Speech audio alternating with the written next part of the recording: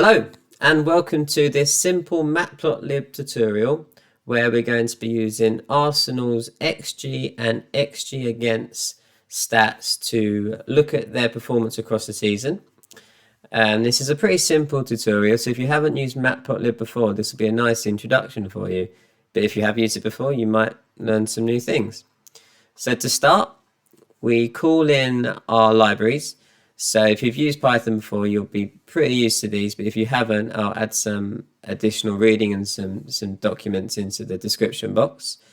You import pandas as PD, numpy as np, and matplotlib.pyplot as plt. So if you run these through like this and a number comes up like that, just number 1 pops up, then you know you've run them through successfully. Next thing we're going to do, we're going to call in our data. So we use pd.readcsv, and then we put the name of our CSV file. So I've named it as arsenalxg.csv. And the CSV file will be in the description box too if you want to code along. And we assign it to a variable data frame. We name it data frame. There we go.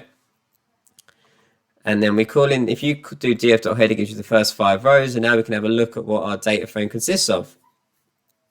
And as you can see here, it has many columns, and we'll be using XG and XGA. But you can see it throughout. You've got round, you've got opponent. You see here these first 2 losses that we all remember, especially if you're an Arsenal fan like me. We remember those. But we turn it around not too long after that, as you'll see. But yeah, you've got many columns in here. But all we're really going to be focusing on today is XG and XGA. So let's create our variables. We set XG to equal the XG column in data frame, and that's what this does. So this is data frame, this is the column, and this is what we're naming it as. So that is all that is. So we're saying XG equals, look in the data frame column and give me the XG column. So that's it. Look in data frame, give me the XG column. And we do the exact same for XGA. So we put XGA equals df XGA. Hopefully that makes sense. And if you run those both through, you'll see numbers come up here. Now, what we need to do is we need to create our x-axis to show 1 to 38. Now, we could do this. If we look at round, you'll see that there's match week 1, match week 2, match week 3. So you could have that across the bottom in our x-axis. But let's have a look at the whole column, and you'll see that it starts off well, but as there was games postponed, if you remember around Christmas time, I think the Wolves game got postponed, and then especially we all remember the Spurs game getting postponed and then put back to the third to last game. So this isn't in order, and we want to look, if we plotted this on here, it would show numbers that are not quite 1 to 38, wouldn't it? Because there's some that got postponed and then put back. So match week 22 is third to last, for example, which is just there. But yes, what we're going to do instead is we're going to do this. We're going to call x equals np.arrange 1 to 39.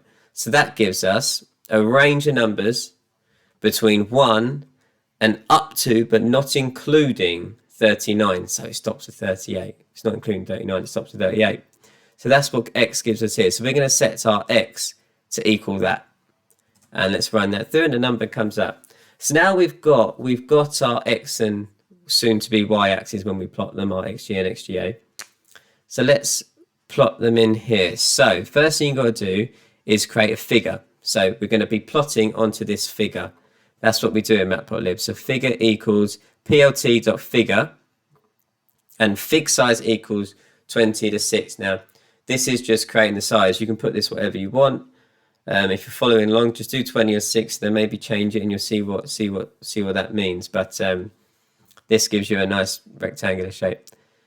And then we put our axis to equal plt.axis. So we've got our figure and axis, if you call those, but right now it's just blank. So let's put in our what we want to show. So let's ax.plot, and we're going to plot our x-axis to equal x, which is the one we made here. So that's just going to be a load of numbers 1 to 38 across the bottom, and our y-axis to equal xg, which, if you remember, we set at the top here to the data frame xg column. And then we do the same for xGA. So we're setting the x-axis to be x and then the y-axis to be xGA. And we're going to put, I'll show you what that is in a moment, but plt.txt is essentially what the numbers, what the x-axis will show from, because you can customize this, but I've just set it as the variable x will give you the numbers 1 to 38. And if we do plt.show, it will show us. So what do we have when we look at this? So as I said, with the plt.xtics, it gives you the 1 to 38 because we set it to the variable x. And we've just got, at the moment, we've got a figure with some squiggly lines, a few peaks in here, but it doesn't really show us much at the moment, does it? It's just got two different colors. We don't know which one means what, but we know because we set the variables that it's 1 to 38 match weeks, but we don't really know what's going on. So let's make this a little bit better. And if you look here in this next box, you'll see that we've got exactly the same thing. But what I've done now is when we're plotting our XG, I've put color equals green. So we're now going to create the XG line to be green and the XGA to be red. So there's the key difference that we're plotting with this one compared to the previous one. So it's exactly the same piece of code. You can literally copy and paste this down, but just add in color equals whatever color you want. You might want to choose green and red. But yeah, and make sure your spelling for color is like that. It's spelled differently. Not in the UK, we spell it slightly differently.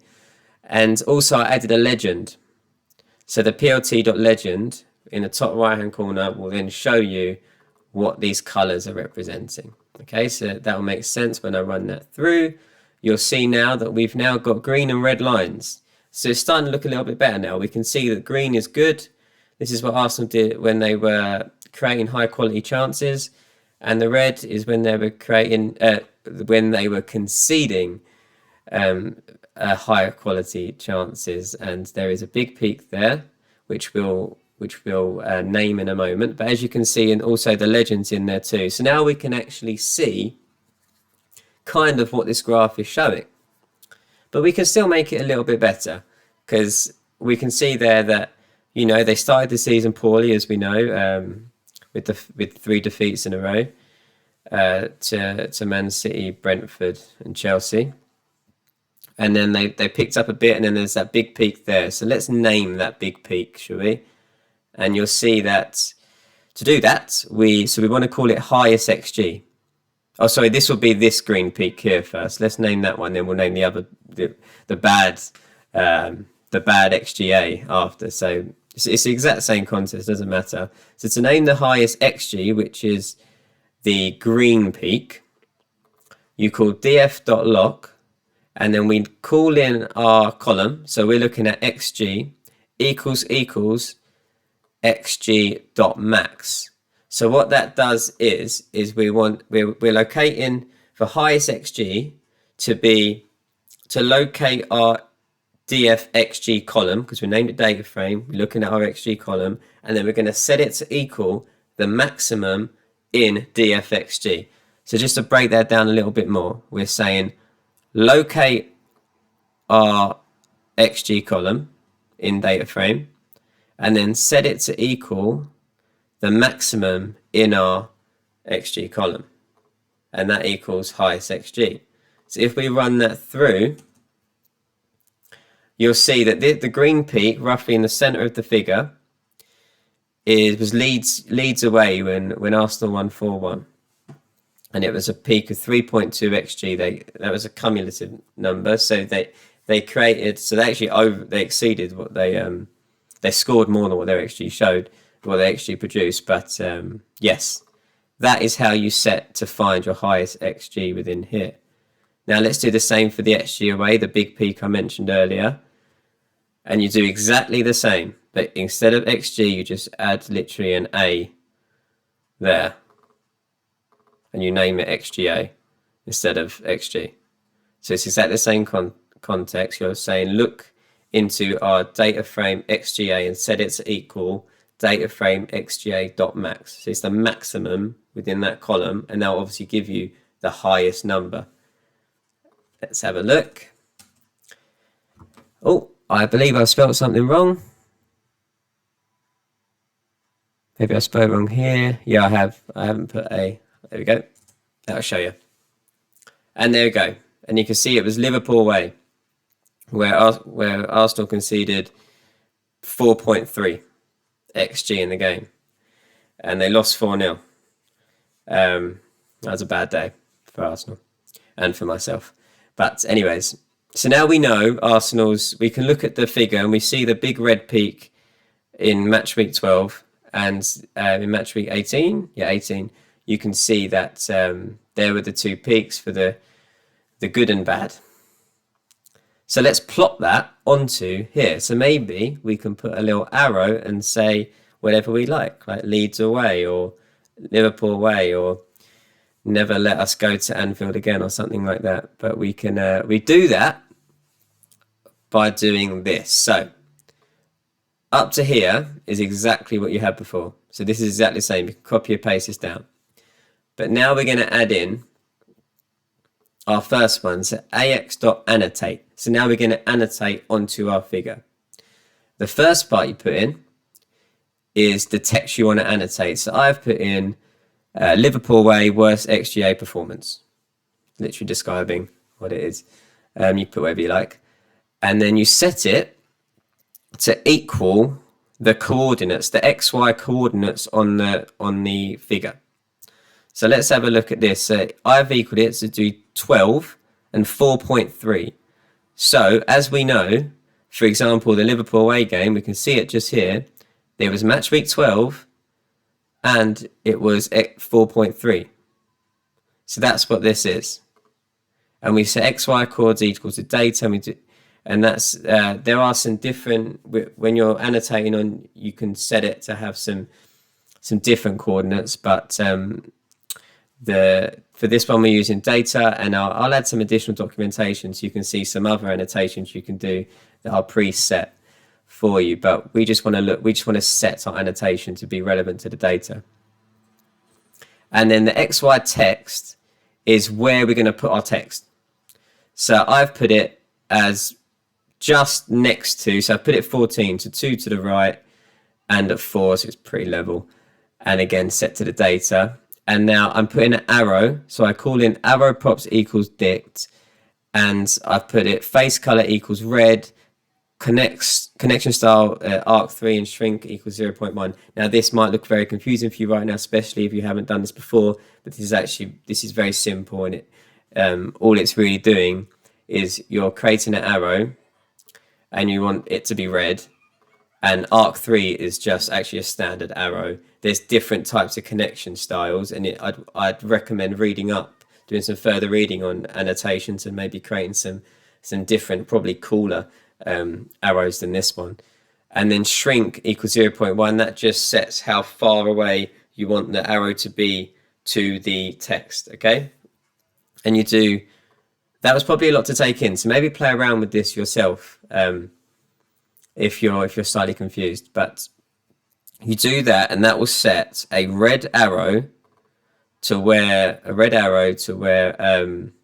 Arsenal's highest XGA was. They do exactly the same. You can copy and paste that if you want to, and for the XG, so you can do the exact same for Leeds away. But you have to again set your XY coordinates to be, if you remember what they were here, so 3.2 and match week 18. There you go. Look, match week 18 there, 3.2 there, and the rest of it's the same. We just change it to green. So let's run this through, and now you can see. So we've now got a red arrow pointing to Liverpool way, worst XGA performance, and then a green arrow pointing to Leeds away, best XG performance.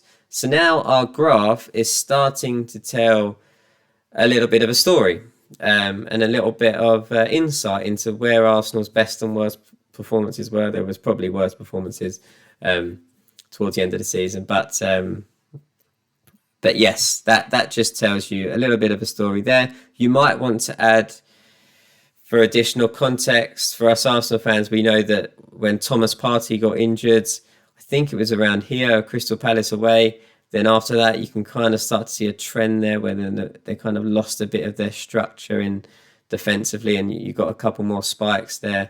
And also that, Lacazette had quite a dry spell when they needed him most. And yes, that you can maybe add a few more annotations in there that could maybe add some more insight to why Arsenal's XG and XGA performance and the results changed towards the end of the season. But that's something you can play around with. The data's in here. You can use your CSV file and answer those questions yourself. And the last thing I'm going to add on to this is a title, because there's nothing. You just looking at this, it doesn't actually say, although there's a legend in there, we don't really know what we're looking at. And to do that, all you do is exactly the same. So you copy and paste this down and put plt.title, which is here. And I've named this as Arsenal XG/XGA 21 to 22 season. Simple as that. And X label, that sets a label for our, our 1 to 38 at the bottom, our X axis. And I've just named it as match week. And then our Y label will say XG/XGA. So you just call that in, and then in quotation marks, you add in what you want to say. Simple as that. And there we go. And it gives you this. You can see that you've got a title, a match week, and XGA there. So yes, hopefully you found that interesting. We learned some simple stuff there, nothing too difficult. And yeah, if you find this interesting, like and subscribe, because I'll be posting more tutorials based around sports analytics very soon.